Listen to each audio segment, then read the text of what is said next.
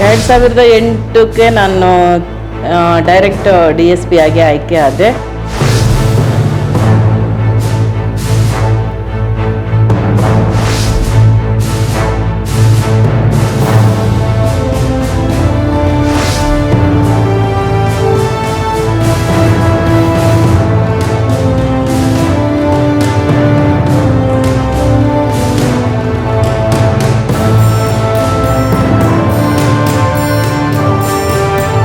ಒಂದು ಕಠಿಣ ನಿರ್ಧಾರವನ್ನ ಒಬ್ಬ ಮಹಿಳಾ ಪೊಲೀಸ್ ಅಧಿಕಾರಿಯಾಗಿ ತೆಗೆದುಕೊಳ್ಬೇಕು ಅಂದಾಗ ಕಾನೂನು ಫಸ್ಟಾ ಅಥವಾ ಹೃದಯವಂತಿಕೆ ಫಸ್ಟಾ?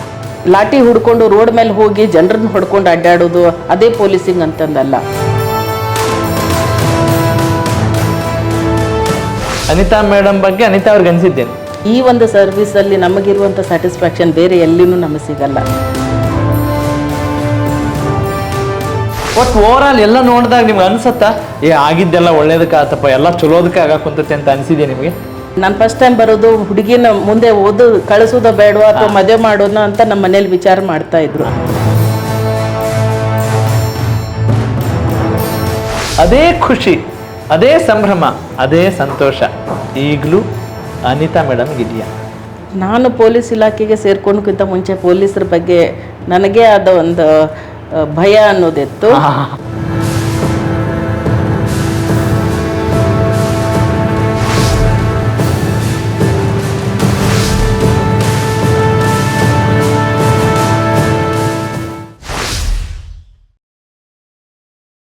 ಒಬ್ಬ ಅಧಿಕಾರಿಗೆ ಶಿಸ್ತು ಮತ್ತು ಧೈರ್ಯ ಅಷ್ಟೇ ಇದ್ರೆ ಸಾಕಾಗಲ್ಲ, ಅದಕ್ಕಿಂತ ಹೆಚ್ಚಿನದಾಗಿ ಹೃದಯವಂತಿಕೆ ಇರಬೇಕಾಗತ್ತೆ ಮತ್ತು ಪ್ರಾಮಾಣಿಕತೆ ಇರಬೇಕಾಗತ್ತೆ. ಅದರಲ್ಲೂ ಪೊಲೀಸ್ ಇಲಾಖೆಯಲ್ಲಿ ಕಾರ್ಯನಿರ್ವಹಿಸಬೇಕು ಅಂತ ಹೇಳಿದ್ರೆ ಡಬ್ಬಲ್ ಗುಂಡಿಗೆ ಇರಲೇಬೇಕು. ಅದರಲ್ಲೂ ಒಬ್ಬ ಮಹಿಳಾ ಅಧಿಕಾರಿಯಾಗಿ ಏನೆಲ್ಲ ಮಾಡಬಹುದು ಅನ್ನೋದನ್ನ ನಮಗೆಲ್ಲ ತೋರಿಸ್ಕೊಟ್ಟಿದ್ದಾರೆ, ಮಾದರಿಯಾಗಿದ್ದಾರೆ. ಅಫ್ಕೋರ್ಸ್ ಇವತ್ತು ಅವ್ರ ಬಗ್ಗೆ ನಾವು ಮಾತನಾಡ್ತಾ ಇದ್ದೀವಿ. Welcome to police times digital. ನಾನು ನಿಮ್ಮ ರಾಘವ ಸೂರ್ಯ. ಬೆಂಗಳೂರು ನೈಋತ್ಯ ವಿಭಾಗದ DCP ಆಗಿರುವಂಥ ಅನಿತಾ B ಹದ್ದಣ್ಣ ಅವರ ಜೊತೆ ನಾವಿದ್ದೇವೆ. ಏನೆಲ್ಲ ಮಾತನಾಡಬೇಕು ಅನ್ನುವ ಕ್ಯೂರಿಯಾಸಿಟಿ ನಿಮಗೆಷ್ಟಿದೆಯೋ ಅಷ್ಟೇ ಕ್ಯೂರಿಯಾಸಿಟಿ ನನಗೂ ಕೂಡ ಇದೆ. ಹಾಗಾಗಿ ಅವ್ರ ಜೊತೆ ನಾವು ಮಾತನಾಡೋಣ. ಹಾಗೆ ಅವರು ನಡೆದು ಬಂದಂಥ ಹಾದಿ ಇತ್ತು. BSc ಎಲೆಕ್ಟ್ರಾನಿಕ್ಸ್ ಮಾಡಿಕೊಂಡು MBA ಮಾಡಿಕೊಂಡು IPS ಪೊಲೀಸ್ ಆಫೀಸರ್ ಆಗ್ತಾರೆ. ಅದರಲ್ಲೂ ಮಹಿಳಾ ಅಧಿಕಾರಿಯಾಗಿ CM ಮೆಡಲ್ ಕೂಡ ಗಳಿಸ್ಕೊಳ್ತಾರೆ. ಏನಿದ್ರ ಹಕ್ಕಿಕತ್ತು ಎಲ್ಲವನ್ನು ಕೂಡ ತಿಳ್ತಾ ಹೋಗೋಣ. ನಾವು ಲೆಟ್ಸ್ ವೆಲ್ಕಮ್ ಬೆಂಗಳೂರು ನೈಋತ್ಯ ವಿಭಾಗದ DCP ಆಗಿ ಕಾರ್ಯನಿರ್ವಹಿಸ್ತಾ ಇರುವಂಥ ಶ್ರೀಮತಿ ಅನಿತಾ B ಹದ್ದಣ್ಣವರ್ ನಮ್ಮ ಜೊತೆಗೆ. ಮೇಡಮ್ ನಮಸ್ಕಾರ. ನಮಸ್ತೆ. ಕಾರ್ಯಕ್ರಮಕ್ಕೆ ಸ್ವಾಗತ. Thank you. ಹೆಂಗಿದ್ದೀರಿ? ಆರಾಮಿದ್ದೀರಿ? ಆರಾಮಿದ್ದೀರಿ. ಸೌದತ್ತಿಯ ಮುನವಳ್ಳಿಯಿಂದ ಇವತ್ತಿನ ಜ್ಞಾನ ಭಾರತಿಯವರೆಗೂ ನೋಡ್ಕೊಂಡ್ ಬಂದಂಥ ಪಯಣ ಹೆಂಗಿದೆ ಅಂತ ನೋಡಿದಾಗ ಎಷ್ಟು ರೋಮಾಂಚನ ಆಗುತ್ತೆ, ಏನೆಲ್ಲ ನೆನಪುಗಳು ಬರುತ್ತವೆ. Please go ahead madam, over to you. ನಾನು ಅನಿತಾ ಹದ್ದಣ್ಣವರ್, ಮೂಲತಃ ಬೆಳಗಾವಿ ಜಿಲ್ಲಾ ಸವದತ್ತಿ ತಾಲೂಕು ಮುನವಳ್ಳಿ ಅವರು. ಬಟ್ ಓದಿದ್ದು ಮತ್ತು ಬೆಳೆದಿದ್ವು ಎಲ್ಲ ಗದಗ ಜಿಲ್ಲೆಯಲ್ಲಿ, ಗದಗ ಊರಿನಲ್ಲಿ. ನಮ್ಮ ತಂದೆ ಎಕ್ಸಿಕ್ಯೂಟಿವ್ ಇಂಜಿನಿಯರ್ ಆಗಿದ್ದರು. ಆಗಿನ ಕಾಲದಲ್ಲಿ BUB ಕಾಲೇಜ್ ಹುಬ್ಳಿಯಲ್ಲಿ ಓದಿದ್ರು. ಅವರು ನಮ್ಮ ಈಗ ಇನ್ಫೋಸಿಸ್ ಚೀಫ್ ಆಗಿರುವಂಥ ಮೇಡಮ್ ಸುಧಾಮೂರ್ತಿ ಅವರ ಕ್ಲಾಸ್ಮೇಟ್ನು ಕೂಡ ಆಗಿದ್ರು ನಮ್ಮ ತಂದೆಯವರು. 1974ನೇ ಇಸ್ವಿಯಲ್ಲಿ ಅವರು BUB ಸ್ಟೂಡೆಂಟ್ ಮೇಡಮ್ನು ಕೂಡ. ಆಮೇಲೆ ನಮ್ಮ ತಾಯಿ ಬಂದ್ಬಿಟ್ಟು she is a social worker, also municipal councillor former Gadag ಮುನ್ಸಿಪಾಲಿಟಿಯಲ್ಲಿ. ಸೊ ಅಲ್ಲಿಂದ ನಮ್ದು ಬಹಳ ಆಶ್ಚರ್ಯ ಆಗ್ತತ್ರಿ ಮೇಡಮ್ ನಂಗೆ. ಅಜ್ಜರ್ದು ಬಿಟ್ಬಿಟ್ರಿ ನೀವು, ಅಜ್ಜರ್ ಫ್ರೀಡಮ್ ಫೈಟರ್ ಅದಾರ. ನಮ್ಮ ತಾಯಿ ತಂದೆ ಭೀಮಪ್ಪ ನಾಯಕ್ ಅಂತಂದು ಆಗಿನ ಕಾಲದಲ್ಲಿನೇ ಅವರು ಬ್ರಿಟಿಷ್ ಗವರ್ಮೆಂಟ್ ಅಲ್ಲಿನೇ ಇಂಜಿನಿಯರ್ ಆಗಿದ್ರು. ಅವಾಗ ನಂತರ ಅವರು ಫ್ರೀಡಮ್ ಫೈಟರ್ನು ಕೂಡ. ಆಮೇಲೆ ನಮ್ಮ ಈ ಕಡೆ ತಂದೆ ಕಡೆ ಬಂದ್ಬಿಟ್ರೆ ತುಂಬಾ ಬಡತನ ಮತ್ತು ಹಳ್ಳಿ ವ್ಯವಸ್ಥೆ. ಅಲ್ಲಿ ನಾವು ಮೂಲತಃ ನಮ್ಮ ಮೂಲ ಕಸಬು ಕುರಿ ಕಾಯೋದು. ಅವರೆಲ್ಲ ಕುರಿ ನಮ್ ಕಾಯ್ಕೊಂಡನೆ ಜೀವನ ಮಾಡ್ತಾ ಇದ್ರು. ಅಂಥದ್ರಲ್ಲಿ ನಮ್ಮ ತಂದೆ ಒಬ್ಬರೇ ಆ ಊರಿಗೆನೆ ಅಥವಾ ಇಡೀ ಸವದತ್ತಿ ತಾಲೂಕಿಗೆನೆ ಅಂತ ಹೇಳ್ಬೋದು. ನಮ್ಮ ತಂದೆ ಮೊದಲನೇ ವಿದ್ಯಾವಂತ ಅಲ್ಲಿ. ಅವಾಗ ಅವರು ತಮ್ಮ ನರಗುಂದಕ್ಕೆ ಬಂದ್ಬಿಟ್ಟು ತನ್ನ ಅಕ್ಕನಿಗೇನು ಮದುವೆ ಮಾಡಿಕೊಡ್ತಾರಲ್ಲ ಆ ಮನೆಯಲ್ಲಿ ಓದ್ಬಿಟ್ಟು ಅವರು ಇಂಜಿನಿಯರಿಂಗ್ ಆಗಿದ್ರು. ಮುಂದೆ ಹುಬ್ಳಿಗೆ ಬಂದ್ಬಿಟ್ಟು ನಮ್ಮ ತಂದೆ ಓದಿದಾರ ಅಂತ ನಾವು ಕೂಡ ಓದ್ಲಿಕ್ಕೆ ಅವಕಾಶಗಳಿತ್ತು. ಇಲ್ದಿತ್ತಂತಂದ್ರೆ ನಮ್ಮ ಊರಲ್ಲಿ ಎಲ್ಲ ಚೈಲ್ಡ್ ಮ್ಯಾರೇಜ್ ಜಾಸ್ತಿ. ಇಷ್ಟೊತ್ತಿಗೆ ಈಗ ಒಬ್ಬೊಬ್ರಿಗೂ ಕೂಡಾದ್ರೂ ಅಲ್ಲಿ ಈಗ ನಾವು 3ನೇ ಸಂತಾನವನ್ನು ನಾವು ನೋಡ್ತಾ ಇರ್ತೇವೆ. ಈ ನಮ್ಮ ಚಿಕ್ಕಪ್ಪನ ಮಕ್ಕಳಿಗೆನೇ ಆಲ್ರೆಡಿ ಮರಿ ಮೊಮ್ಮಕ್ಕಳು ಕೂಡ ಆಗಿದಾವ. ಸೊ ಅಂತ ಒಂದು ವಾತಾವರಣವನ್ನು ನೋಡ್ಕೊಂಡು ಬಂದಿದ್ದೀರಿ. ಅಲ್ಲ ಮೇಡಮ್, ನೀವು ಚಿಕ್ಕಂದಿನಲ್ಲಿರುವಾಗಲೇ ನೀವು ಬರ್ತಾ ಇದ್ರೆ ಹೋಗ್ತಾ ಇದ್ರೆ SP ಬಂದ್ರು ಅಂತ ಹೇಳ್ತಿದ್ರಲ್ಲ, ಹೆಂಗದ ಹಕ್ಕಿಕತ್ತೇನು, ಅದ್ರ ರಹಸ್ಯ ಏನು? ನಾನು ಮುಂಚೆಯಿಂದನೂ ಕೂಡ ಸ್ವಲ್ಪ ಧೈರ್ಯ ಮತ್ತು ಸ್ಟ್ರೈಟ್ ಫಾರ್ವರ್ಡ್ನೆಸ್, ಯಾವ್ದು ಹೆದರ್ತಾ ಇರ್ಲಿಲ್ಲ. ಎಲ್ಲರಿಗೂ ಕೂಡ ಇಮಿಡಿಯೇಟ್ ಆಗಿ ಆಗಿಂದಾಗನೇ ಉತ್ತರ ಕೊಡುವಂತ ಹೆಣ್ಮಗಳಾಗಿದ್ದೆ. ಕೌಂಟರ್ ಕೊಡ್ತಿದ್ರಿ. ಹಿಂಗಾಗಿ ಆಮೇಲೆ ನಾನು ಜಾಸ್ತಿ ನಮ್ಮದ ಈ 3 ಮಂದಿ ಅಣ್ತಂಬ್ರು ಒಂದೇ ನಾವು ಏಜ್ನವರಾಗಿದ್ವಿ. ಅವ್ರ ಜೊತೆನೆ ಜಾಸ್ತಿ ಓಡಾಡ್ತಾ ಇದ್ದೆ. ಆಮೇಲೆ ನಂದ ಗತ್ತು ಶಿಸ್ತು ನೋಡ್ಬಿಟ್ಟು ಅವಾಗಿಂದನೂ ಕೂಡ ನನಗೆ SP ಅಂತಾನೆ ಕರಿತಾ ಇದ್ರು. ಬಟ್ SP-ಗೆ ಆ ಟೈಮಲ್ಲಿ ನಾವು ಏನು ಓದ್ಬೇಕನ್ನೋದ್ರ ಬಗ್ಗೆ ನನಗೆ ಅಷ್ಟೊಂದು ಇದು ಇರ್ಲಿಲ್ಲ ನಾಲೆಜ್. ಮುಂದೆ ನಾನು ಡಿಗ್ರಿ ಮುಗಿಸ್ಕೊಂಡೆ. BSc ಎಲೆಕ್ಟ್ರಾನಿಕ್ಸ್ ಮಾಡ್ಕೊಂಡ್ರಿ? ನಾನು ಗದಗದಲ್ಲಿನೇ ಕೂಡ ಲಾಯ್ಲಾ ಕಾನ್ವೆಂಟ್ ಅಲ್ಲಿ ನಂದು ಪ್ರೈಮರಿ ಮತ್ತು ಹೈಸ್ಕೂಲ್ ಎಜುಕೇಶನ್ ಆಯ್ತು. JT ಕಾಲೇಜ್, ಜಗದ್ಗುರು ತೋಂಟದಾರ್ಯ ಕಾಲೇಜ್ ಗದಗನಲ್ಲಿ ನಂದು PUC ಮತ್ತೆ BSc ಎಲೆಕ್ಟ್ರಾನಿಕ್ಸ್ ಆಯ್ತು. ಅಲ್ಲಿನೂ ಕೂಡ ಒಂದು ಟ್ವಿಸ್ಟ್ ಇದೆ. ಆಕ್ಚುಲಿ ನನಗೆ PUC ಆದ್ಮೇಲೆ ಇಂಜಿನಿಯರಿಂಗು, ಡಾಕ್ಟರ್ಸು ಆ ಥರ ಪ್ರೊಫೆಷನಲ್ ಕೋರ್ಸಕ್ಕೂ ಕೂಡ ಹೋಗ್ಬೇಕು ಅಂತಂದು ನಾವು ಆ ಟೈಮಲ್ಲಿ ನಮಗೆ ಅದೊಂದು ಬೂಮ್ ಭಾಳ ನಡೀತಾ ಇತ್ತು. ಅಂಥದ್ರಲ್ಲಿ ನಾನು NCC ತಗೊಂಡಿದ್ದೆ. ಸ್ವಲ್ಪ ಸುಮಾರು ಕಾಲೇಜಸ್ನೆಲ್ಲ ಮಿಸ್ ಮಾಡಿದೆ, ಪ್ರಾಕ್ಟಿಕಲ್ಸ್ ಎಲ್ಲ. ನನಗೆ PUC 2 ಅಲ್ಲಿ ಸ್ವಲ್ಪ ಕಡಿಮೆ ಮಾರ್ಕ್ಸ್ ಬಂತು. ಹಿಂಗಾಗಿ ನನಗೆ ಇಂಜಿನಿಯರಿಂಗು ಮತ್ತು ಇದನ್ನ ಮೆಡಿಕಲ್ಗೆ ಹೋಗ್ಬೇಕಂತ ಬಹಳ ಇಷ್ಟ ಇತ್ತು. ಅಲ್ಲಿ ಹೋಗ್ಲಿಕ್ಕೆ ಸೀಟ್ ಸಿಗ್ಲಿಲ್ಲ ನನಗೆ. ಅಂತದ್ರಲ್ಲಿ ನಾನು BSc ಜಾಯಿನ್ ಆಗ್ಬೇಕಾಯ್ತು. BSc ಹೋದಾಗ ಅಲ್ಲಿ ಒಬ್ರು ನಮ್ದು ಕೆಮಿಸ್ಟ್ರಿ ಪ್ರೊಫೆಸರ್ ಇದ್ರು, ನರಸಿಂಹಮೂರ್ತಿ ಅಂತ. ನಾನು ಇವತ್ತಿಗೂ ಕೂಡ ಅವ್ರನ್ನ ನಾನು ನೆನಪಲ್ಲಿ ಇಟ್ಕೋತೀನಿ. ಅವ್ರು ಹೇಳ್ತಾ ಇದ್ರು, ನೀವು ಈ ಡಾಕ್ಟರ್ಸ್, ಇಂಜಿನಿಯರ್ಸ್ ಯಾವುದೇ ಒಂದು ರೋಡ್ ಬಂದ್ ಮಾಡಿರ್ತಾರೆ ಅಥವಾ ಏನೋ ಒಂದು ಬಂದೋಬಸ್ತ್ ನಡೀತಾ ಇರ್ತೈತಿ ಅಥವಾ ಒಂದು ಇಂಪಾರ್ಟೆಂಟ್ ಫಂಕ್ಷನ್ ನಡೀತಾ ಇರ್ತೈತಿ, ಎಲ್ಲಾರ್ಗು ಕೂಡ ಬಿಡಲ್ಲ. ಡಾಕ್ಟರ್ಸ್, ಇಂಜಿನಿಯರ್ಸ್ ಯಾರದಾರ ಇವ್ರು ಯಾರು ಅಂತ ಗೊತ್ತಾಗಲ್ಲ. ಅದೇ ಒಂದು IAS ಆಫೀಸರ್ಸ್ ಆಗ್ಲಿ ಅಥವಾ IPS ಆಫೀಸರ್ಸ್, ಪೊಲೀಸ್ ಆಫೀಸರ್ಸ್ ಬಂದ್ರೆ ಸಲ್ಯೂಟ್ ಹೊಡೆದ್ಬಿಟ್ಟು ಬಾಗ್ಲ ತೆಗಿತಾರೆ, ಅವ್ರನ್ಗೆ ಆದ್ಯತೆ ಕೊಡ್ತಾರೆ. ನೀವು ಅಂತ ಆಫೀಸರ್ಸ್ ಆಗ್ಬೋದು. ನೀವು ಈಗಿಂದನೂ ಕೂಡ ಯಾರು ಫಸ್ಟ್ ಕ್ಲಾಸಲ್ಲಿನೇ ಹೇಳಿದ್ರು ಅವರು, ನಾವು ಎಕ್ಸಾಮ್ಸ್ ಅಂದರೆ ಇಂಜಿನಿಯರಿಂಗ್ ಆಗಲಿ ಡಾಕ್ಟರ್ಸ್ ಆಗಲಿ ಅವಾಗ ಯಾರು ಸಿಕ್ಕಿಲ್ಲ, ಸೀಟ್ ಸಿಕ್ಕಿಲ್ಲ ಅಂತ ಡಿಸಪಾಯಿಂಟ್ಮೆಂಟ್ ಆಗಿ ನಾವು ಹಾಗೆ BSc ಜಾಯ್ನ್ ಆದಾಗ ಹೀಗಾಗಿ ಅವರು don't worry, you have better future than that ಅಂತ ಹೇಳಿದ್ರು. ಒಟ್ಟು ಓವರ್ ಆಲ್ ಎಲ್ಲ ನೋಡಿದಾಗ ನಿಮ್ಗೆ ಅನ್ಸತ್ತಾ ಆಗಿದ್ದೆಲ್ಲ ಒಳ್ಳೇದಕ್ಕೆ ಆತಪ್ಪ, ಎಲ್ಲ ಚಲೋದಕ್ಕೆ ಆಗಾಕುಂತತೆ ಅಂತ ಅನ್ಸಿದೆ ನಿಮಗೆ? ನಾನು ಸರ್ವಿಸ್ ಜಾಯ್ನ್ ಆಗಿದ್ದಂತ್ರೂ ತುಂಬಾ ಒಳ್ಳೇದಾನ ಆಗಿದೆ. ನನ್ನ ಜೊತೆ ಇಲ್ಲಿವರೆಗೂ ಕೂಡ ಚೆನ್ನಾಗೇ ಬಂದಿದೆ. ಬಿಕಾಸ್ ಈ ಒಂದು ಸರ್ವಿಸ್ ಅಲ್ಲಿ ನಮಗಿರುವಂತ ಸ್ಯಾಟಿಸ್ಫ್ಯಾಕ್ಷನ್ ಬೇರೆ ಎಲ್ಲಿನೂ ನಮಗೆ ಸಿಗಲ್ಲ. ಇಲ್ಲಿ ನೊಂದ ಬಂದವರು ನಾವು ಕಣ್ಣೀರು ಒರೆಸುವಂತ ಒಂದು ಅವಕಾಶ ನಮಗಿದೆ. ಬೇರೆ ಇದರಲ್ಲಿನೂ ಕೂಡ ಈ ಡಾಕ್ಟರ್ ಸರ್ವಿಸ್ ಅಲ್ಲಿ ಅವ್ರದ್ದೇ ಆದ ಒಂದು ನೋವುಗಳನ್ನ ಅವರು ದೂರ ಮಾಡ್ತಾರೆ. ಬಟ್ ಇಲ್ಲಿ ಮಾತ್ರ ನಮ್ಮ ಹತ್ರ ಬರೋರನ್ನ ನಮ್ಮಲ್ಲಿ ಒಂದು ನ್ಯಾಯ ಹುಡಿಕೊಂಡು ಬರ್ತಾರೆ. ಅವರಿಗೆ ನಾವೇ ದೇವರಾಗಿರ್ತೀವಿ. ಸುಮಾರು ಎಷ್ಟೋ ಜನ ಬಂದು ನೀವು ಕೈ ಮುಗ್ದಿದ್ದೂ ಕೂಡ ಇದೆ, ನೀವೇ ನಮಗ್ ದೇವರು ನ್ಯಾಯ ಕೊಡ್ಬೇಕು ಅಂತ. ಸೊ ಅಂತವರಿಗೆ ನಾವು ಕಣ್ಣೀರು ವರ್ಷ ಆ ನ್ಯಾಯ ಕೊಡ್ತೀವಲ್ಲ, ಅದು ಒಂದು ಸಿಗೋದು ಖುಷಿ. ನಾನು ಈ ಹಿಂದೆ ನಾನು MBA ಆಗಿ ನಾನು ಆಕ್ಚುಲಿ ಮಾರ್ಕೆಟಿಂಗ್ ಅಲ್ಲಿ ಕ್ಯಾಂಪಸ್ ಇಂಟರ್ವ್ಯೂ ಅಲ್ಲಿ ನನ್ನ ಸಿಲೆಕ್ಷನ್ ಆಗಿತ್ತು. ನಾನು ಬೆಂಗಳೂರಿಗೆ ಜಾಬ್ ಮಾಡ್ಲಿಕ್ಕಂತಾನೆ ಬಂದಿರೋದು. ಫಸ್ಟ್ ಟೈಮ್ ನಾನು ಬೆಂಗಳೂರಿಗೆ ಬಂದಿದ್ದೆ ಆ ಟೈಮ್ ಅಲ್ಲಿ ಜಾಬ್ ಬಂದ್ರಿ. ಇಲ್ಲ, ನನ್ನ MBA 2003 ಮುಗೀತು. ಒಂದ್ ವರ್ಷ ವೇಟ್ ಮಾಡಿ 2004 ಬಂದೆ. ಬಿಕಾಸ್ ನಾನು ಫಸ್ಟ್ ಟೈಮ್ ಬರೋದು ಹುಡುಗಿನ ಮುಂದೆ ಓದು ಕಳಿಸೋದ ಬೇಡವಾ ಅಥವಾ ಮದುವೆ ಮಾಡೋಣ ಅಂತ ನಮ್ಮ ಮನೇಲಿ ವಿಚಾರ ಮಾಡ್ತಾ ಇದ್ರು. ಅಂತ ಟೈಮ್ ಅಲ್ಲಿ ನಾವು ಕ್ಯಾಂಪಸ್ ಇಂಟರ್ವ್ಯೂ ಬೇರೆ ಆಗಿತ್ತು, ಜಾಯಿನ್ ಆಗ್ಲೇಬೇಕಾಗಿತ್ತು. ಹಿಂಗಾಗಿ ನಾನು ಈ ಕಡೆ ಹುಡುಕೊಂಡು ಬಂದೆ. ನಂಗೆ ನಾ ಇನ್ನೂ ಕಲ್ಪನೆ ಮಾಡ್ಲಿಕ್ಕೆ ಇವ್ರಿಗೆ ಪೊಲೀಸ್ ಕಲ್ಪನೆ ಯಾವಾಗ ಬಂತು? BSc ಅಂತಾರ, MBA ಅಂತಾರ, ಅದ್ರ ಜೊತೆಗೆ ಬೇರೆ ಬೇರೆ ಮತ್ತೆ ಡಾಕ್ಟರ್, ಇಂಜಿನಿಯರ್ ಎಲ್ಲ ಮನಸ್ಸಿನಾಗ ತುಂಬಿಕೊಂಡಿದ್ರು. ಈ ಖಾಕಿ ನಿಮಗೆ ಸೆಳೆದಿದ್ದು ಯಾವಾಗ, ಹೆಂಗೆ? ಖಾಕಿ ನಾನು ಚಿಕ್ಕಂದಿದ್ದಾಗಂದ್ರೂ ಕೂಡ ನನಗೆ ತುಂಬಾ ಆಸಕ್ತಿ ಹುಡ್ಸಿದ್ದು ಅಂತಂದ್ರೆ ಒಂದು ಉಡಾನ್ ಅಂತ ಒಂದು ಸೀರಿಯಲ್ ಕಿರಣ್ ಬೇಡಿ ಅವ್ರದ್ದು ರಿಲೇಟೆಡ್ ಆಗಿ ಅವ್ರ ಮೇಲೆ ಒಂದು ತೆಗ್ದಿರೋದು. ಆ ಒಂದು ಸೀರಿಯಲ್ ನನಗೆ ತುಂಬಾ ಇಷ್ಟ ಆಗಿದ್ದು. ಮತ್ತೆ ಅದು ನಮ್ಗೆ ಅಟ್ರಾಕ್ಷನ್ ಕಲ್ತಿದ್ದು. ಆಕೆಗೆ ಎಷ್ಟು ಕಷ್ಟ ಇದ್ರು ಕೂಡ ಆಕೆ ತೀರ್ಮಾನ ಮಾಡಿರುವಂತ ಗುರಿನ ಮುಟ್ತಾಳೆ ಮತ್ತು ಒಂದು ಉನ್ನತ ಸ್ಥಾನಕ್ಕೆ ಬೆಳಿತಾಳೆ ಅಂತಂದು. That inspired me a lot. Then it also later on influenced me to enter into some services like NCC ಮಾಡಿದೆ ನಾನು. NCC ಅಲ್ಲಿನೂ ಕೂಡ ನಾನು ಫೈರಿಂಗ್ ಅಲ್ಲಿ ನಂದು ತುಂಬಾ ಚೆನ್ನಾಗಿತ್ತು. ಪ್ಲಸ್ ಬೇಸಿಕ್ ಲೀಡರ್ಶಿಪ್ ಕ್ಯಾಂಪ್ ಅಂತ ಬರುತ್ತೆ, ಅದು ನ್ಯೂ ಡೆಲ್ಲಿಯಲ್ಲಿ ಫೈನಲ್ ಕ್ಯಾಂಪ್ ಆಗುತ್ತೆ. ಅಲ್ಲಿ ನನಗೆ ಗೋಲ್ಡ್ ಮೆಡಲ್ ಕೂಡ ಸಿಕ್ತು NCC ಅಲ್ಲಿ.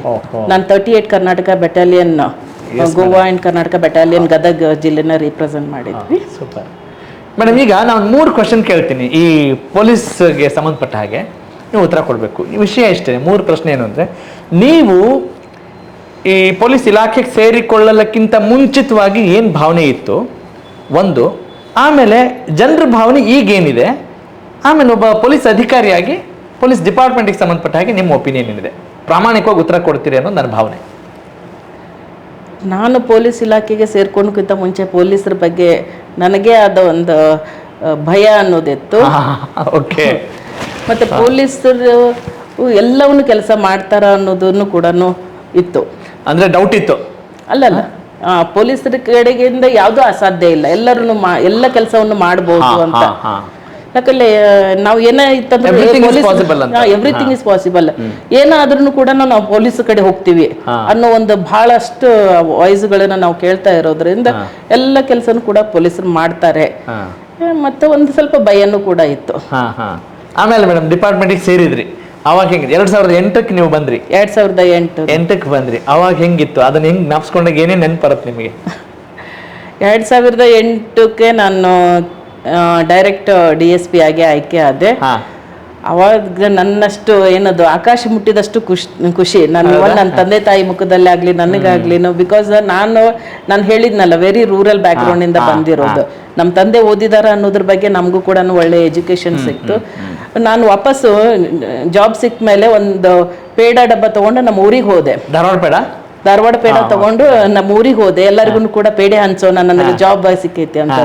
ಅವಾಗ ಅವ್ರು ಅಲ್ಲಿ ಕೇಳಿದ್ದು ಒಂದೇ ಒಂದು ಪ್ರಶ್ನೆ, DSP ಅಂದ್ರೆ ಅವ್ರಿಗೇನು ಗೊತ್ತಿಲ್ಲ. ಅವ್ರು ಕೇಳಿದ್ದು, ಇದು ಪೋಜಾರ್ಕ್ಕಿಂತ ಮೇಲೆ ಪೋಸ್ಟನೋ ಅಥವಾ ಪೋಜಾರ್ ಕೆಳಗೆ ಅದೆಯೋ ಅನ್ನೋದೊಂದು ಪ್ರಶ್ನೆ. ಆತರ ಒಂದು ಮುಗ್ಧ ಜನ ಅವರು. ಅವರಿಗೆ ಪೋಜಾರ್ ಅಂದ್ರೆ PSI ಮೇಲೆ ಅವ್ರ ಪೊಲೀಸರನ್ನೇ ನೋಡಿರ್ಲಿಲ್ಲ. ನಾನು ಪಟ್ಪಟ್ಟಿ ಆಗಿನ ಟೈಮಲ್ಲಿ. ಸೊ ಅವಾಗ ನಮ್ದು DSP ಆಗಿದ್ದು ಪಾಪ ಅವ್ರಿಗೇನು ಗೊತ್ತಿರ್ಲಿಲ್ಲ, ಇದು ಪೂಜಾರ್ ಮೇಲೆ ಕೆಲಸ ಅಂತ ಇಷ್ಟೇ ಹೇಳ್ಬಿಟ್ಟು ಬಹಳ ಖುಷಿ ಇತ್ತು ಅಂದ್ರಿ, ಆಕಾಶ ಮುಟ್ಟದಷ್ಟು ಖುಷಿ ಇತ್ತು ಅಂದ್ರಿ. ಅದೇ ಖುಷಿ, ಅದೇ ಸಂಭ್ರಮ, ಅದೇ ಸಂತೋಷ ಈಗಲೂ ಅನಿತಾ ಮೇಡಮ್ಗೆ ಇದೆಯಾ? ಖುಷಿ ಅಂತೂ ಇದೆ, ಬಟ್ ಅದ್ರ ಜೊತೆ ನಮಗೆ ರೆಸ್ಪಾನ್ಸಿಬಿಲಿಟೀಸ್ ಜಾಸ್ತಿ ಆಯ್ತು, ಚಾಲೆಂಜಸ್ ಜಾಸ್ತಿ ನಾವು ನೋಡ್ಲಿಕ್ಕತ್ವಿ. ನಾನು ಈ ಡಿಪಾರ್ಟ್ಮೆಂಟ್ ಒಳಗಡೆ ಬರೋಕ್ಕಿಂತ ಮುಂಚೆ ನಮ್ಗೆ ಇಷ್ಟೊಂದು ಹೆಣ್ಮಕ್ಳಿಗೆ ಚಾಲೆಂಜಸ್ ಇಷ್ಟೊಂದು ನಾವು ಅನುಭವಿಸಿರ್ಲಿಲ್ಲ. ನಾವು ನೋಡ್ಲಿಕ್ಕೆ ತುಂಬಾ ಚೆನ್ನಾಗಿತ್ತು ಅಂತ ಅನ್ಸಿದ್ವಿ. ಬಟ್ ಇದರಲ್ಲಿ ಇದ್ದ ಮೇಲೆನೆ ಅದು ಬೇರೆ, ಒಂದು ಹೆಣ್ಮಗಳಿಗೆ family life with professional life balance ಮಾಡ್ಕೊಂಡು ಹೋಗೋದು ತುಂಬಾನೇ ಚಾಲೆಂಜಿಂಗ್. ಪೊಲೀಸ್ ಡಿಪಾರ್ಟ್ಮೆಂಟ್ ಯಾಕಂದ್ರೆ 24 ಗಂಟೆನೂ ನಮ್ಮನ್ನ ಸರ್ವಿಸ್ ಅನ್ನ ಬೇಡಿಕೆ ಇಡುವಂತ ಡಿಪಾರ್ಟ್ಮೆಂಟ್ ಇದು. ಎನಿ ಟೈಮ್ ನಾವು ಅಲರ್ಟ್ ಆಗಿರ್ಬೇಕು, ಆನ್ ಟೂಸ್ ಅಲ್ಲಿ ಇರಬೇಕು.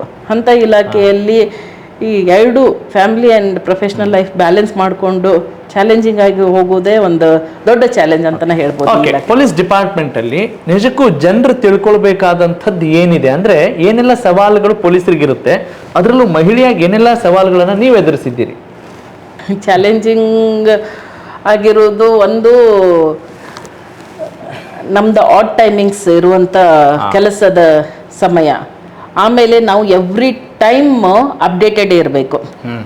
ಆಮೇಲೆ ಎವ್ರಿ ಟೈಮ್ ಅಲರ್ಟ್ ಆಗಿರ್ಬೇಕು. ಈವನ್ ಈಗ ಅಂತೂ ಕೂಡ ಮೊಬೈಲ್ ಬಂದಿದೆ, ವಾಟ್ಸಪ್ ಮೆಸೇಜಸ್ ಮತ್ತು ಫೇಸ್ಬುಕ್, ಅದು ಸೋಷಿಯಲ್ ಮೀಡಿಯಾದಲ್ಲಿ ನಾವು ಒಂದು ಮೆಸೇಜಸ್ ನಾವೇನಾದ್ರೂ ಮಿಸ್ ಮಾಡಿದ್ರೆ, ಏನೋ ಒಂದು ಇಂಪಾರ್ಟೆಂಟ್ ಇನ್ಫಾರ್ಮೇಶನ್ ನಾವು ಮಿಸ್ ಮಾಡಿದಂಗೆ. ಸೊ ಪ್ರತಿ ಕ್ಷಣಕ್ಕೂ ನಾವು ಅಲರ್ಟ್ ಆಗಿರ್ಬೇಕು, ಅಟೆಂಟಿವ್ ಆಗಿರ್ಬೇಕು, ರೆಸ್ಪಾನ್ಸಿವ್ ಆಗಿರ್ಬೇಕು. ಆಮೇಲೆ ಕ್ವಿಕ್ ಆಕ್ಷನ್ ವೆರಿ ಇಂಪಾರ್ಟೆಂಟ್.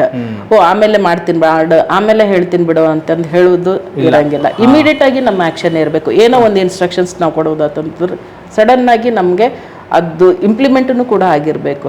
ಅಂದಾಗ ನಮ್ದು ಕೆಲಸನೂ ಕೂಡ ಇದಾಗುತ್ತೆ. ಏನೋ ಒಂದು ಇಂಟೆಲಿಜೆನ್ಸ್ ಇನ್ಫಾರ್ಮೇಶನ್ ಇದೆ, ನಾವು ಅದನ್ನ ಸ್ವಲ್ಪ ಡಿಲೇ ಮಾಡಿದ್ವಿ ಅಂತಂದ್ರೆ it may be something other thing else, later on other consequences ಬೇರೆ ಆಗಿರುತ್ತೆ. ಸೊ ಕ್ವಿಕ್ ಆಕ್ಷನ್ ನಮ್ಮ ಡಿಪಾರ್ಟ್ಮೆಂಟ್ ಅಲ್ಲಿ ವೆರಿ ಇಂಪಾರ್ಟೆಂಟ್. ಮತ್ತೆ ನಮ್ಮನ್ನ ನಾವು ಅಪ್ಡೇಟ್ ಫಾರ್ ಈಗೇನು ಅಪ್ಡೇಟೆಡ್ ಕ್ರೈಮ್ಸ್ ಆಗ್ಲಿ, ಈಗ ಬರುವಂತ ಕ್ರೈಮ್ಸ್ ರಿಲೇಟೆಡ್ ಆಗ್ಲಿ, ಏನೋ ಒಂದು ಇನ್ಫಾರ್ಮೇಶನ್ ಎವ್ರಿಡೇ ಇನ್ಫಾರ್ಮೇಶನ್ ನಿಮಗೆ ಇರಬೇಕು, ಬಗ್ಗೆ ಗೊತ್ತಿರಬೇಕು, ಕರೆಂಟ್ ಅಫೇರ್ಸ್ ಪ್ರೆಸೆಂಟ್ ಎಲ್ಲ ಇರಬೇಕು ನೀವು. ಆಮೇಲೆ ಎಲ್ಲದ್ರ ಬಗ್ಗೆನೂ ತಿಳ್ಕೊಂಡಿರ್ಬೇಕು. ನಾಟ್ ಓನ್ಲಿ ಈಗ ನಮ್ಮ ಡಿಪಾರ್ಟ್ಮೆಂಟ್ ಅದು ಬರೇ ನಾವು ಲಾ ತಿಳ್ಕೊತೀವಿ ಅನ್ನೋದ್ರ ಬದ್ಲು ಈ ಎಲ್ಲ ಇಲಾಖೆದ ಬಗ್ಗೆನೂ ಕೂಡ ನಮಗೆ ಮಾಹಿತಿ ಇರಬೇಕು. ಎಸ್ ಮೇಡಮ್, ಈಗ ನಮ್ಮ ಜನರಿಗೆ ಇದನ್ನ ತಿಳ್ಕೊಂಡ್ರೆ ಚೆನ್ನಾಗಿರುತ್ತೆ. ಏನು ಮಿತ್ಸ್ ಇರ್ತಾವಲ್ಲ, ಪೊಲೀಸ್ ಡಿಪಾರ್ಟ್ಮೆಂಟ್ ಅಂದ್ರೆ ಅವ್ರಿಗೆ ಏನು ಅಂತ ಒಂದು ಆಳವಾದ ಅರಿವು ಮೂಡಿಸ್ಬೇಕು ಅಂದ್ರೆ ಏನು ಹೇಳಕ್ ಇಷ್ಟಪಡ್ತೀರಿ ನೀವು? ಪೊಲೀಸ್ ಇಲಾಖೆ ಅಂತಂದ್ರೆ ಏನು ಲಾಠಿ ಹುಡ್ಕೊಂಡು ರೋಡ್ ಮೇಲೆ ಹೋಗಿ ಜನರನ್ನ ಹೊಡ್ಕೊಂಡು ಅಡ್ಡಾಡೋದು ಅದೇ ಪೊಲೀಸಿಂಗ್ ಅಂತಂದಲ್ಲ.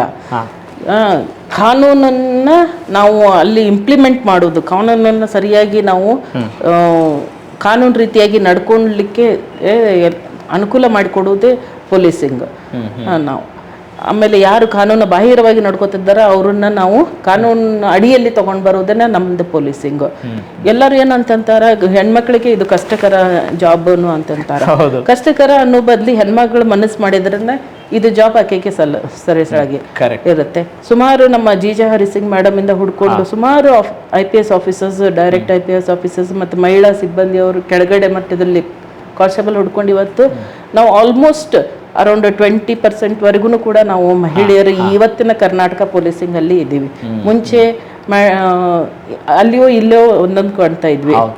ಈಗಂದ್ರೂ ಕೂಡ ಹೈಯರ್ ಆಫೀಸರ್ಸ್ ಅಲ್ಲಿನೂ ಕೂಡ ಸುಮಾರು ನಮ್ಮ ಮಹಿಳೆಯರು ಬರ್ತಾ ಇದ್ದಾರೆ ಡಿಪಾರ್ಟ್ಮೆಂಟಿಗೂ ಕೂಡ. ಆಮೇಲೆ ಮುಂಚೆ ನಾವು ನಮ್ಮ ಸಿಬ್ಬಂದಿಯವರು ಅಥವಾ ನಮ್ಮ ಕೆಳಗಡೆ ಸಬಾರ್ಡಿನೇಟ್ ಆಫೀಸರ್ಸ್, ಪೊಲೀಸ್ ಮಹಿಳಾ ಅಧಿಕಾರಿಯನ್ನು ನೋಡೋದೇ ಒಂದು ಬೇರೆ ರೀತಿನ, ಈಗೇನು ಈಕೆ ಮನೆಯಲ್ಲಿ ಕೆಲಸ ಮಾಡೋದ್ ಬಿಟ್ಟು ಇಲ್ಲೇನ್ ಮಾಡ್ತಾ ಇದ್ದಾಳೆ ಅನ್ನೋದು, ಅಡಿಗೆ ಮಾಡ್ಕೊಂಡು ಮಕ್ಕಳನ್ನ ನೋಡ್ಕೊಂಡು ಕುಂದ್ರಬಹುದಲ್ಲ ಅಂತ ಒಂದು ಮೈಂಡ್ ಸೆಟ್ ಅಲ್ಲಿ ಮುಂಚೆ ಇತ್ತು. ಅಂತ ಕಮೆಂಟ್ಸ್ ಏನಾದ್ರು ಎದುರಿಸಿದಾರ ಅನಿತಾ ಮೇಡಮ್? ನಮ್ಮ ಹಿಂದ್ಗಡೆ ಮಾತಾಡಿರ್ಬೋದು, ಬಟ್ ನಮಗೆ ಕಿವಿಗೆ ಬಿದ್ದಿಲ್ಲ. ಬಟ್ ಆ ತರ ವಾತಾವರಣ ಅಥವಾ ಅವ್ರದ್ದು ಮಾತಿನ ಶೈಲಿಯಲ್ಲಿನೇ ನಮಗೆ ಆಗುತ್ತೆ, ಇವ್ರಿಗೆ ಯಾಕೆ ಬೇಕಿತ್ತು ಹೊರಗಡೆ ಬಂದು ಪೊಲೀಸಿಂಗ್ ಅಂತ. ಮುಂದೆ ಮಾತಾಡ್ಲಿಕ್ಕೆ ಅವ್ರಿಗೆ ಧೈರ್ಯ ಇರ್ಲಿಲ್ಲ ಅಂದ್ರೂ ಕೂಡ ಸ್ಥಿತಿ ಅಂಡರ್ಸ್ಟ್ಯಾಂಡ್ ಮಾಡ್ಕೋಬಹುದು ನಾವು. ಮೇಡಮ್, ಸ್ತ್ರೀ ಅಂತ ಹೇಳಿದ ತಕ್ಷಣ ನಮಗೆ ಕ್ಷಮೆಯ ಧರಿತ್ರಿ ಅಂತೀವಿ, ಸಹನಾ ಮೂರ್ತಿ ಅಂತೀವಿ. ಹೀಗಿರುವಾಗ ಒಂದು ಕಠಿಣ ನಿರ್ಧಾರವನ್ನ ಒಬ್ಬ ಮಹಿಳಾ ಪೊಲೀಸ್ ಅಧಿಕಾರಿಯಾಗಿ ತೆಗೆದುಕೊಳ್ಬೇಕು ಅಂದಾಗ ಕಾನೂನು ಫಸ್ಟಾ ಅಥವಾ ಹೃದಯವಂತಿಕೆ ಫಸ್ಟಾ? ಕಾನೂನು ಅಡಿಯಲ್ಲಿ ಹೃದಯವಂತಿಕೆ ಯೂಸ್ ಮಾಡೋದು ತುಂಬಾ ಮುಖ್ಯಕರ. ಬಿಕಾಸ್ ನಾವು we cannot live, we are a human being, we cannot live our humanity also. And ನಾವು ಕಾನೂನು ಪಾಲನೆ ಅಧಿಕಾರಿಗಳು, ಕಾನೂನು ಬಿಟ್ಟು ಆಚೆನೂ ಹೋಗ್ಬಿಟ್ಟು ನಾವು ನಿರ್ಧರಿಸ್ಕೊಳ್ಳಿಕ್ಕೆ ಆಗಲ್ಲ. ನಾವು ಎರಡನ್ನೂ ಕೂಡ ಬ್ಯಾಲೆನ್ಸ್ಡ್ ಆಗಿ, ಬ್ಯಾಲೆನ್ಸ್ ಅನ್ನೋಕ್ಕಿಂತ ಕ್ರಮಬದ್ಧವಾಗಿ ತಗೊಂಡ್ಬಿಟ್ಟು ಹೋದ್ರೆ ನಮ್ಗೆ ನಮ್ಮ ಡಿಸಿಷನ್ ಆ ರೀತಿ ಆಗಿರ್ಬೇಕು. Within the circumference of the law and humanity should also play. ಇಂಥ ನಿರ್ಧಾರ ತಗೊಂಡ ಮೇಲೆ ಹತ್ತಿದ್ದಿದ್ಯಾ, ಯಾಕಾದ್ರೂ ಈ ನಿರ್ಧಾರ ತಗೊಂಡೆ ಅಂತ ಅನ್ಸಿದ್ದಿದ್ಯಾ ಅಂತ ಮೇಡಮ್ಗೆ? ಸುಮಾರು ಅನ್ಸುತ್ತೆ. ಕೆಲವೊಂದು ವಿಷಯದಲ್ಲಿ ನಾವು ಕಠೋರವಾಗಿ ಇರ್ಬೇಕಾಗತ್ತೆ. ಯಾಕಂದ್ರೆ ಕಾನೂನು ಅಂತ ಬಂದಿದಾಗ ಮೊದಲು ಕಾನೂನು ಬಿಟ್ಟು, ಯಾಕಂದ್ರೆ ನಾವು ಈ ಕಾನೂನು ಅಡಿಯಲ್ಲಿ ಮಾಡಿದ್ದೆಲ್ಲ ಲೀಗಲ್.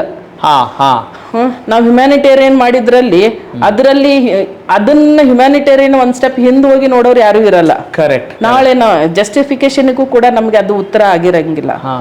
ಕಾನೂನು ಅಡಿಯಲ್ಲಿನೇ ಮಾಡೋದು ಒಳ್ಳೇದು. ಸುಮಾರು ಅಂತ ವಿಷಯ, ಕಾನೂನಿನ ಜೊತೆಗೆ we are all human beings ಅನ್ನೋದು ಕೂಡ ನಿಮ್ಗೆ ಅದು ರಿಂಗ್ ಅನಿಸ್ತಾ ಇರುತ್ತೆ. ಕೆಲವೊಂದು ವಿಷಯದಲ್ಲಿನೂ ಕೂಡ ನಾವು ಅದನ್ನು ಮರಿಬಾರ್ದು ಅಂತನೂ ಕೂಡ ನಾವು. ಎಸ್ ಮೇಡಮ್, ಹಾಗೆಯೇ ನಿಮ್ಮ ಈ ಎಲ್ಲ ವೈಶಿಷ್ಟ್ಯಪೂರ್ಣ ಗುಣಗಳನ್ನ ಗಮನಿಸಿದಾಗ, ನಿಮ್ಮ ವ್ಯಕ್ತಿತ್ವನ ನೋಡಿದಾಗ ಬಹಳ ಛಾತಿ ಹೆಣ್ಣು ಅನ್ನೋದನ್ನ ನೀವು ನೋಡ್ಕೊಂಡು ಬಂದಿದೆ. ಅಂದ್ರೆ ಶಿಸ್ತಿರ್ಬೋದು, ಧೈರ್ಯ ಇರ್ಬೋದು, ಪ್ರಾಮಾಣಿಕತೆ ಇರ್ಬೋದು, ಅದು ಒಂದು ಅಧಿಕಾರಿಗೆ ಇದ್ದಾಗ ಭೂಷಣ ಅಂತೀವಿ. ಆದರೆ ಅದ್ರ ಜೊತೆಗೆ ಈಗ ನಾನು ಯಾಕೆ ಈ ಮಾತಾಡ್ತಾ ಇದ್ದೀನಿ ಅಂದರೆ, ಹಾಫ್ ಹೆಲ್ಮೆಟ್ ಹಾಕೋರ್ನ ಹಿಡಿಬೇಕ್ರಿ ಅನ್ನೋದು ಸಹಜ. ಆದರೆ ಹಾಫ್ ಹೆಲ್ಮೆಟ್ ಯಾರು ಮಾಡ್ತಾರಲ್ಲ ಅವ್ರನ್ನ ಹಿಡಿಬೇಕ್ರಿ, ಆ ಅವೇರ್ನೆಸ್ ಕ್ರಿಯೇಟ್ ಮಾಡಬೇಕು ಅಂತ ಮಾಡ್ಕೊಂಡು ಬಂದಿದ್ದೀರಲ್ಲ, ಈ ಥಾಟ್ ಹೆಂಗೆ ಬಂತು? ಯಾವಾಗ, ಏನು ಅನಿಸ್ತು ಈ ಥರ ನಿಮಗೆ ಪ್ರಶಂಸೆ ಬಂದಾಗ, ಅಥವಾ ನಿಮ್ಗೆ ವೈಯಕ್ತಿಕವಾಗಿ ಈ ಥರ ನೀವು ಕಾರ್ಯಪ್ರವೃತ್ತರಾದಾಗ ಅನಿತಾ ಮೇಡಮ್ ಬಗ್ಗೆ ಅನಿತಾ ಅವ್ರಿಗೆ ಅನಿಸಿದ್ದೇನೆ? ನಾನು ಟ್ರಾಫಿಕ್ DCP ವೆಸ್ಟ್ ಆಗಿದ್ದಾಗ ನಾವು ಸುಮಾರು ಸಾವುಗಳನ್ನು ನಾನು ನೋಡಿದೆ. ಬೈಕಲ್ಲಿ ಫಾಸ್ಟಾಗಿ ಓಡಿಸೋದಾಗ್ಲಿ ಅಥವಾ ಆಯಾ ತಪ್ಪಿ ಬೀಳುವುದಾಗ್ಲಿ, ಸ್ಮಾಲ್ ಒಂದು ಹಂಪ್ಸ್ ಇದ್ದಾಗಲಿ ಬಿದ್ದವ್ರದ್ದು ಕೈಕಾಲು ಮುರಿದ್ರಂತಂದ್ರೆ ಅಟ್ಲೀಸ್ಟ್ ಅದನ್ನ ರಿಪೇರಿ ಆದ್ರೂ ಮಾಡಿ. ಬಟ್ ತಲೆಗೆ ಪೆಟ್ಟು ಬೀಳುವುದ್ರಿಂದ ಅವ್ರ ಪ್ರಾಣನೇ ಹೋಗ್ತಾ ಇತ್ತು. ಸೊ ಅದ್ರ ಸಂಬಂಧ ಕಾನೂನು ಕೂಡ ಇದೆ ಹೆಲ್ಮೆಟ್ ಹಾಕೋಬೇಕು ಅಂತ. ಬಟ್ ನಾವು ಇಲ್ಲಿ ಕೆಲವೊಂದು ಜನ ಹೆಲ್ಮೆಟ್ ಹಾಕೊಂಡ್ರು ಕೂಡ ಅಂದ್ರೂ ಕೂಡ ಅವರಿಗೆ ಸಾವು ಸಂಭವಿಸ್ತಾ ಇತ್ತು. ಬಿಕಾಸ್ ಅವರು ಹಾಫ್ ಹೆಲ್ಮೆಟ್ ಯೂಸ್ ಮಾಡ್ತಾ ಇದ್ರು ಒಂದು, ಆಮೇಲೆ ಕಳಪೆ ಮಟ್ಟದ ಹೆಲ್ಮೆಟ್ಗಳನ್ನು ಯೂಸ್ ಮಾಡ್ತಾ ಇದ್ರು. ಸೊ ನಾವು ಅವ್ರನ್ನ ಹೆಲ್ಮೆಟ್ ಹಾಕೊಂಡಿದ್ದಾರೆ, ನಮ್ಮ ಪೊಲೀಸರಿಂದ ಫೈನಿಗೆ ತಪ್ಪಿಸ್ಕೋತಾ ಇದ್ದಾರ ಅಂತ ಅವ್ರಿಗೆ ಅನ್ಸಿದ್ರು ಕೂಡ, ಬಟ್ ಅವ್ರು ಯೂಸ್ ಮಾಡ್ತಾ ಇರೋದು ಅವ್ರ ಸೇಫ್ಟಿಗೆ ಸರಿ ಇರಲಿಲ್ಲ ಅದು ಹೆಲ್ಮೆಟ್.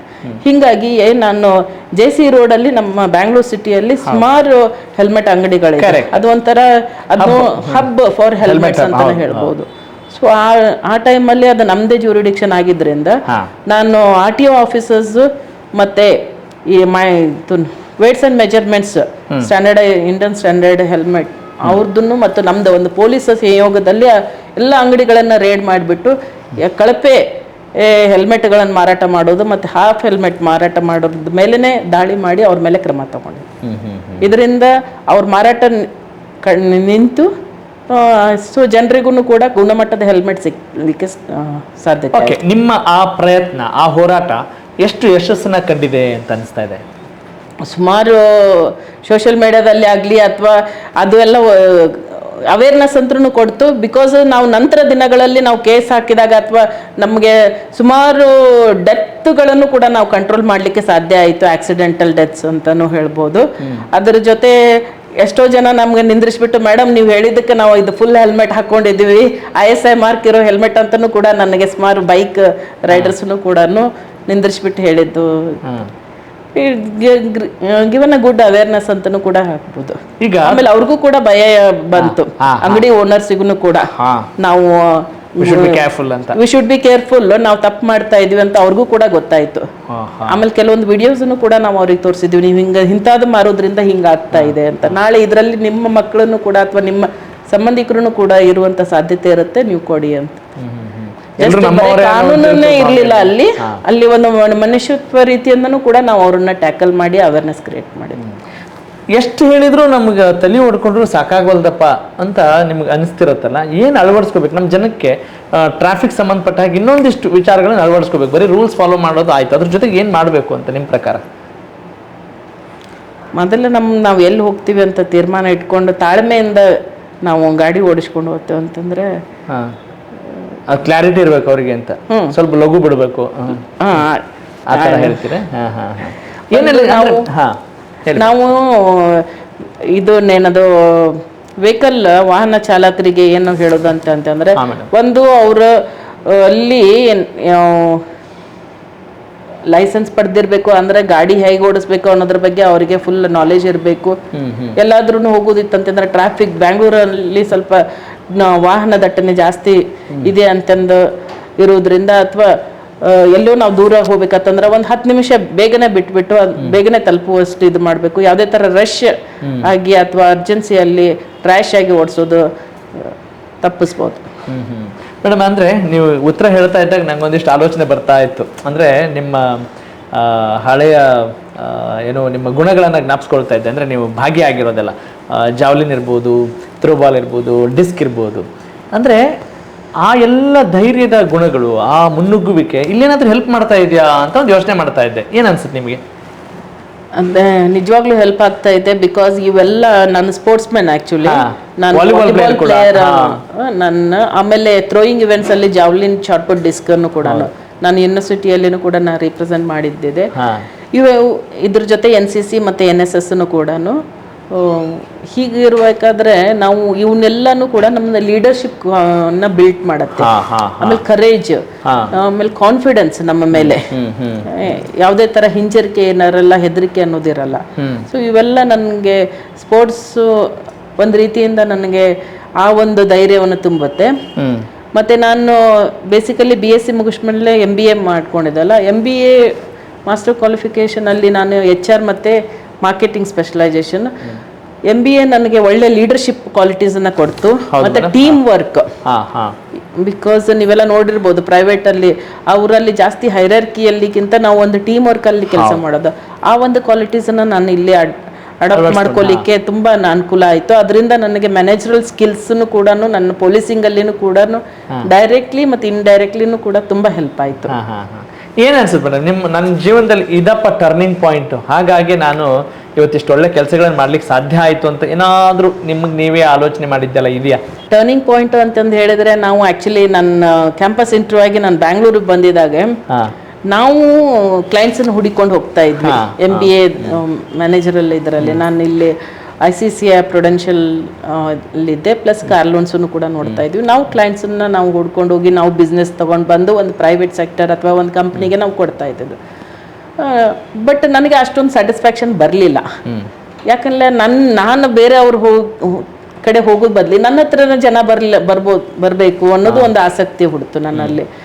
ಅದು ಈ ಥರ ಒಂದು ಸರ್ವಿಸ್ ಓರಿಯೆಂಟೆಡ್ ಡಿಪಾರ್ಟ್ಮೆಂಟಲ್ಲಿ ನಾನು ಕೆಲಸ ಮಾಡಿದ್ರೆ ಅಂತಂದರೆ ನನ್ನ ಹತ್ರ ಕೆಲಸ ಅಥವಾ ನನ್ನ ಹತ್ರ ಸೇವೆ ಕೇಳ್ಕೊಂಡು ಬರುವಂಥ ಒಂದು ಕೆಲಸನೂ ಕೂಡ ನಾನು ಹುಡಿಕೊಂಡು ಹೋಗ್ತಾ ಇರಬೇಕಾದ್ರೆ ಅವಾಗ ನನಗೆ ಸಿಕ್ಕಿದ್ದು ಇದು IAS UPSC ಮತ್ತು KPSC ಎಕ್ಸಾಮ್ಸ್.